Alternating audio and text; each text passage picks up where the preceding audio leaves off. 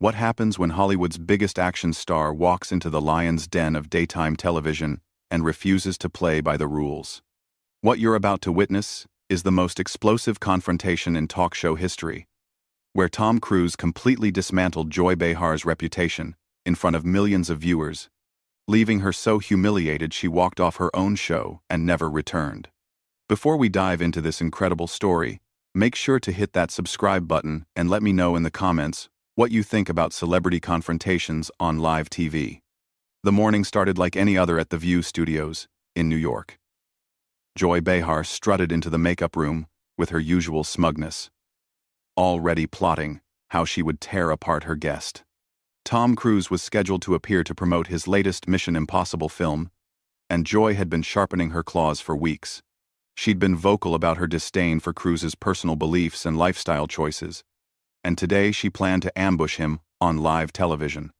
"This is going to be fun," Joy muttered to her makeup artist, checking her reflection one last time. "I've got some questions that are going to make him squirm."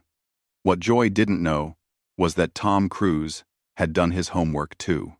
He'd watched countless clips of The View, studying Joy's interview style, her favorite attack strategies, and her obvious weak spots. This wasn't going to be another softball celebrity interview where the guest smiled politely while being insulted. As the cameras rolled and the show began, the other hosts sensed something different in the air. Whoopi Goldberg kept glancing nervously between Tom and Joy, while the other co-hosts seemed unusually quiet. Tom sat relaxed in his chair, that famous Cruise smile never wavering, but there was something steel-like behind his eyes. "So Tom," Joy began, her voice dripping with false sweetness, "let's talk about your new movie. Although, I have to say, at your age, isn't it time to stop doing your own stunts? I mean, you're not 20 anymore." The audience chuckled nervously, but Tom's smile only grew wider. "Well, Joy, I appreciate your concern for my well-being. Though I have to say, for someone who's made a career out of sitting behind a desk making jokes, I'm surprised you'd question someone who actually gets up and does the work." The temperature in the studio dropped several degrees. Joy's practiced smile faltered for just a moment before she recovered. "Oh, that's rich coming from someone who jumps on couches," she shot back, referencing the infamous Oprah incident. "Tell me, do you ever regret making such a spectacle of yourself?" Tom leaned forward slightly, his voice remaining calm and measured. "Joy, I expressed genuine happiness about finding love, but I understand that might be a foreign concept for someone who's built their entire persona around cynicism and tearing others down." The other hosts exchanged worried glances. "Excuse me?" Joy's voice rose an octave. "I think you're confusing honest journalism with cynicism." "Honest journalism?" Tom's eyebrow arched. "Is that what we're calling gossip and personal attacks now? Because I've watched your show, Joy. I've seen how you operate. You don't ask questions to inform your audience, you ask them to humiliate your guests and boost your own ego." The studio audience was dead silent. You could hear a pin drop. Joy's face was turning red, her carefully applied makeup unable to hide her growing anger. "How dare you come on my show and insult me?" she snapped. "Your show?" Tom tilted his head. "I thought this was The View, with multiple hosts. Or have you forgotten that this is supposed to be a panel discussion, not the Joy Behar power trip hour?" Whoopi tried to intervene. "Let's just take it down a notch here, everyone." But Joy was beyond backing down now. "Listen here, you little man. I've been doing this longer than you've been making movies. I don't need some Hollywood pretty boy telling me how to do my job." Tom's smile never wavered, but his voice carried a dangerous edge. "Little man? That's interesting coming from someone whose biggest accomplishment is making other people uncomfortable on daytime TV. And Joy, I've been making movies since before you figured out how to turn bitterness into a paycheck." The audience gasped audibly. Joy's mouth opened and closed like a fish out of water. She'd never had a guest fight back this effectively, this calmly, this devastatingly. "You think you can just waltz in here and disrespect me?" Joy's voice was shaking now. "Do you know who I am?" "I know exactly who you are, Joy," Tom replied, his voice steady as a rock. "You're someone who mistakes rudeness for wit, cruelty for humor, and thinks that being loud makes you right. You've spent decades hiding your own insecurities behind a facade of superiority. But the truth is, you're just a bully with a microphone." The words hung in the air like a bomb waiting to explode.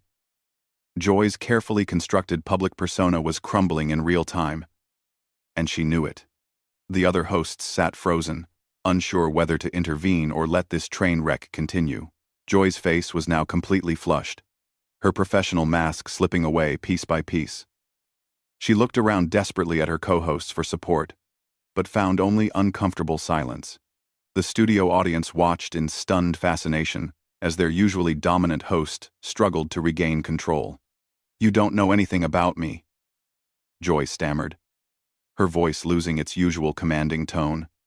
"I've dedicated my life to speaking truth, to power, to power." Tom laughed, a genuine sound that somehow made it even more cutting. "Speaking truth to power? Joy, you are the power here. You have a platform that reaches millions of people every day, and what do you do with it? You use it to mock, belittle, and tear down anyone who doesn't share your worldview. That's not courage. That's cowardice." "I ask the tough questions that need to be asked," Joy shot back, but her voice lacked conviction now. "No, you ask gotcha questions designed to embarrass people," Tom corrected. "There's a difference between journalism and ambush tactics. You don't seek understanding, you seek conflict. You don't want answers, you want ammunition." Whoopi finally found her voice. "Tom, I think maybe we should move on to talking about your film." "Actually, Whoopi, I think this conversation is long overdue," Tom replied, his attention still laser-focused on Joy. "Because what Joy represents is everything that's wrong with media today. She's turned discourse into blood sport, and she's proud of it." Joy's hands were trembling now, either from rage or humiliation, possibly both. "You sanctimonious little weasel. You think because you've made some action movies, you can lecture me about media? I think because I'm a human being who's watched you destroy people on television for sport, I have every right to call you out," Tom replied calmly. "And the fact that you just called me a weasel proves my point perfectly. When you can't win an argument with facts or logic, you resort to name-calling. It's pathetic." The other hosts were now visibly squirming in their seats. This wasn't just an interview gone wrong. This was a complete demolition of Joy's credibility happening in real time. "You want to talk about facts?" Joy's voice cracked slightly. "Let's talk about your bizarre personal life, your string of failed marriages, your weird religious beliefs." Tom's expression didn't change, but something dangerous flickered behind his eyes. "My personal life is my business, Joy. But since you brought it up, let's examine yours. You've been married multiple times too, but somehow that's different when it's you, right? And as for religion, I've never used this platform to mock anyone's faith the way you do on a regular basis." "I don't mock people's faith, I question dangerous ideologies," Joy protested weakly. "You mock everything you don't understand," Tom countered. "You've made a career out of intellectual laziness, substituting ridicule for research, contempt for curiosity. You don't question dangerous ideologies, you create them by promoting divisiveness and hatred." Joy was breathing heavily now, her chest rising and falling rapidly. She looked like a cornered animal, desperate and dangerous. "I'm repeating your words," Tom said simply. "The difference is, without your echo chamber of applause and agreement, they sound as hollow as they actually are." The camera operator was getting shots of the audience, many of whom had their mouths hanging open. This was unlike anything they'd ever witnessed on daytime television. "You know what?" Joy suddenly stood up, her chair scraping against the floor. "I don't have to sit here and take this abuse from some washed-up actor who thinks he's Tom Cruise but acts like a petulant child." Tom remained seated, completely composed. "Washed up?" "Joy, My last film made over $700 million worldwide. What was the last thing you created that brought joy to anyone? And I find it ironic that you're calling me petulant when you're literally throwing a tantrum right now. This is my show, Joy screamed, all pretense of professionalism gone. You're a guest here. Actually, Tom said quietly, his calm making her hysteria even more pronounced. This is The View. It belongs to all the hosts, the producers, the network, and, ultimately, the viewers. You seem to have confused being one of several hosts with being a dictator. Joy turned to her co-hosts desperately. Are you going to let him talk to me this way? The silence was deafening. Even Whoopi, usually quick to support her colleagues, seemed unable to find words. The truth was, everything Tom was saying resonated because it was accurate, and they all knew it. The fact that you think disagreeing with you equals disrespecting you tells us everything we need to know about your character, Tom continued. You've surrounded yourself with people who either agree with you or are too intimidated to challenge you. But I'm not intimidated by you, Joy. I'm just disappointed. Disappointed. Joy's voice was barely above a whisper now. Yes. Tom nodded. You had a platform, a voice, an opportunity to make a real difference. Instead, you chose to become everything that's wrong with public discourse. You chose division over unity, mockery over understanding, ego over empathy. You had the chance to lift people up, and instead, you've spent years tearing them down. Joy looked around the studio one more time, seeing the faces of the crew, the audience, her co-hosts. For the first time in years, she was seeing herself reflected in their eyes, and she didn't like what she saw. The moment of self-reflection lasted only seconds before Joy's face hardened again. But now there was something different in her expression. The arrogance was gone, replaced by something rawer, more desperate. She was a wounded animal backed into a corner, and everyone in the studio could feel the danger in the air. You think you're so perfect, Joy said, her voice low and venomous. Sitting there in your expensive suit, judging me. But I know who you really are. I know about the control, the manipulation, the way you treat people who work for you. Tom's smile finally faded, but his voice remained steady. Joy, now you're just making things up. And frankly, it's sad. You're so desperate to hurt me that you're willing to spread lies on live television. Is this really who you want to be? I'm not making anything up, Joy insisted, but her voice wavered. I have sources. Sources, Tom repeated flatly. The same sources that fuel all your attacks? Anonymous whispers and gossip? Joy, you just proved my point about your journalistic standards. Real journalists verify their information. You just throw mud and hope something sticks. The other hosts were now looking actively uncomfortable. Sunny Hostin was staring at her hands, while Sarah Haynes kept glancing toward the exits, as if planning an escape route. You want to talk about sources? Joy's voice was getting shrill again. Let's talk about how you've silenced people who've tried to speak out against you. Tom leaned back in his chair, completely relaxed. Joy, you're spiraling. Everyone watching can see it. You came into this interview planning to ambush me, but you didn't expect me to fight back. Now you're making wild accusations because your usual tactics aren't working. They're not wild accusations, Joy protested. But even she didn't sound convinced anymore. Then provide proof, Tom said simply. Right here, right now. If you have evidence of wrongdoing, present it. Otherwise, you're just proving that you're exactly what I said you are, a bully who attacks people without justification. Joy opened her mouth, then closed it.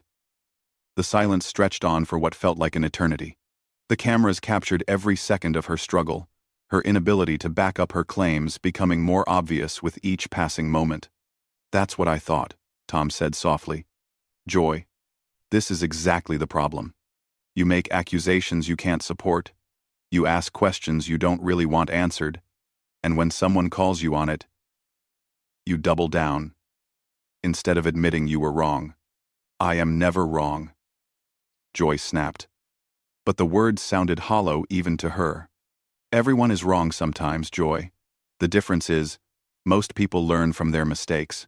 You've built a career on never admitting fault, never showing growth, never displaying humility. And look where it's gotten you. Tom gestured around the studio, taking in the uncomfortable faces, the tense atmosphere, the obvious dysfunction. You've created a toxic environment where disagreement is treated as betrayal, where different viewpoints are met with hostility instead of curiosity. You've turned what should be a forum for discussion into a platform for persecution. Joy was shaking now, her hands clenched into fists at her sides. You don't understand anything about what I do here. I understand perfectly, Tom replied. You've confused being provocative with being profound, being controversial with being courageous. But there's no courage in attacking people from a position of power, Joy. There's no strength in picking fights you know you can't lose. Except you're losing this one, someone in the audience called out, and nervous laughter rippled through the studio. Joy spun around to face the audience, her eyes wild. Who said that? Who had the nerve to say that? Joy. Whoopi finally intervened. Maybe we should take a commercial break. No.